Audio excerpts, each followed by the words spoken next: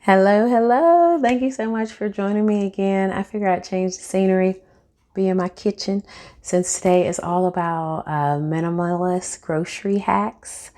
First one is go grocery shopping less often. If you grew up like me, we went grocery shopping every week. So for the longest, I just felt like every Sunday, that's part of my routine. Why don't I go grocery shopping? And now that, I'm really very cognizant of my money and trying to save more money, I realized that I don't need to go grocery shopping every week. Instead, why don't I try to go every other week? So I'm not going to even lie, this was my first week trying it. I was like, you know what? I am going to eat what I have. Now, one of the benefits of this is that you waste less food. So guess what? I don't have any fruit. I didn't have any fruit go bad this week because I was still eating the fruit that I got from last week. Clearly, I did not spend the money that I normally would spend at the grocery store because I didn't go. So first tip, go less often. Now for you, maybe if you go multiple times a week, maybe you need to dial it back to once a week. If you go, every week like I was going, maybe try to go every other week, and don't cheat. Like don't try to buy 2 weeks worth of stuff because technically then that kind of defeats the purpose. Now, if you go once a month, good for you because clearly you're saving a whole lot more money. The second one is replace one of your snacks with fruits or vegetables. So what I've been trying to do lately is to have an afternoon snack instead of like chips or something. And if you look behind me, you see I have my fancy veggie chips. They are so good. But I'm not counting that as a vegetable because they really are veggie chips more so. So what I've done is I have tried to have an afternoon snack that's a fruit. So I either have strawberries or I'll have another apple or I might have grapes. But when I go grocery shopping, I'm intentionally thinking what fruit is going to be like my afternoon snack for this week. Now, I do really feel like it's saving me money because I feel like snacks are expensive. Secondly, fruit or vegetables is healthier. I wish I could work in a vegetable, but I'm already not a big vegetable eater. And so raw vegetables definitely won't work. So I can't really I won't be snacking on carrots and stuff. I would just waste it. So I know that won't work for me. But I also feel like the fruit or the vegetables, it would be more filling. So then you're not going to be as hungry. So that's my second one. Trade out one of your snacks for either fruits or vegetables. And if you already are like super duper healthy, then leave a suggestion in the comments on some other fruits that I could trade out. The third one is, let me see. Oh, shop store brand. So if you see behind me here, I think it's called, let me see, what is this called? Crispy rice, y'all. Crispy rice is knockoff Rice Krispies. Now, the deal with saving money when you buy store brand is do not buy store brand for stuff you actually really like. So what that means is you will never ever come to my house and find some cola because I love Diet Coke. I love Diet Coke. So if I buy cola, store brand cola, will not work. I also love Red Bull. And one time I tried Red Thunder from Aldi's. Couldn't do it. Could not do it. However, if you are someone who you're not that attached to the actual taste, then you could do store brand. So for instance, here's some examples of how I've switched to store brand to save me some money. My cereal. I'm not really I like cereal, but I'm not that attached to cereal that I have to, that I could really tell the difference between Rice Krispies and crispy rice. I'm fine with that. So cereal, I can do it with crackers.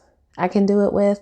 The only drawback with their crackers is that they don't seem to I'm probably going to mess this. I don't know how to describe it. They don't seem to stay together as well. You ever buy store brand crackers and literally as soon as you open up the little plastic, they start cracking. So I've learned to be gentle when I open my store brand crackers. I've done it with crackers. I'm trying to think what else. I've done it with candy. I do not have to get store brand candy. Now, right now I'm on this Tootsie Pop kick. So they don't have store brand Tootsie Pops, or else I probably would get them, but they don't have that. I'm trying to think what else. Chips I've tried. Chips are a little hit or miss. So for instance, those chips you see behind me, those veggie chips, I actually can eat those in the store brand. They just happen to be out and I really wanted some, so I bought that one. But I can do store brand with that. Ice cream is a little shaky. I can't really do ice cream, but if like frozen vegetables is another one where you could totally do store brand. But yeah, I think the idea with the store brand is really do it with stuff that like you're not super duper attached to. So for instance, like again, I'm never gonna have cola. Like I just would not drink pop. Shows you where I'm from. I'm from the North because we say pop, we don't say soda. But anyway, I live in the South right now in the southern part of the United States, but I grew up in the northern part of the United States where we say pop. But anyway, like tea. Y'all, I'm a bit of like a little tea snob. I love me some tea.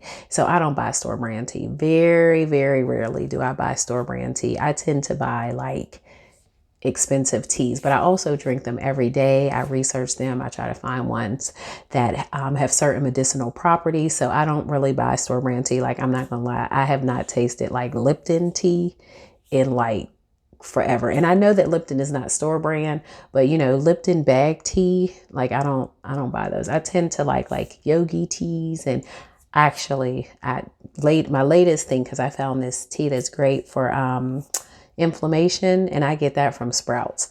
But again, so that's another cool way to save money, which is get store brand, but only on stuff that like you don't mind. And then the bonus one, which I'm trying this month, y'all, it's amazing. I'm doing Sober October, #no alcohol.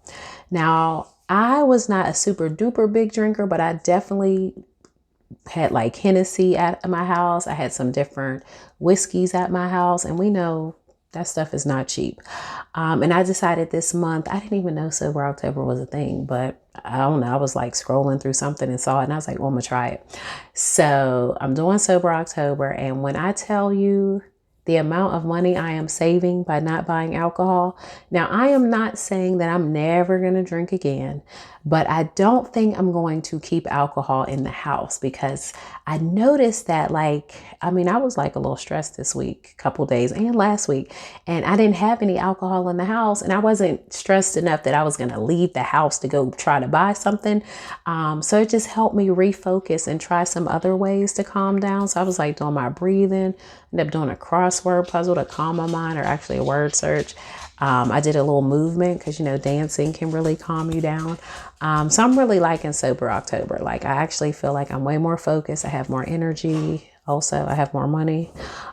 So for the rest of this month, I'll definitely do Sober October. And then afterwards, I'll kind of decide what I'm going to do. But I probably will not be keeping alcohol in the house. I might, if I'm hanging out, I might have like one drink, but that's about it.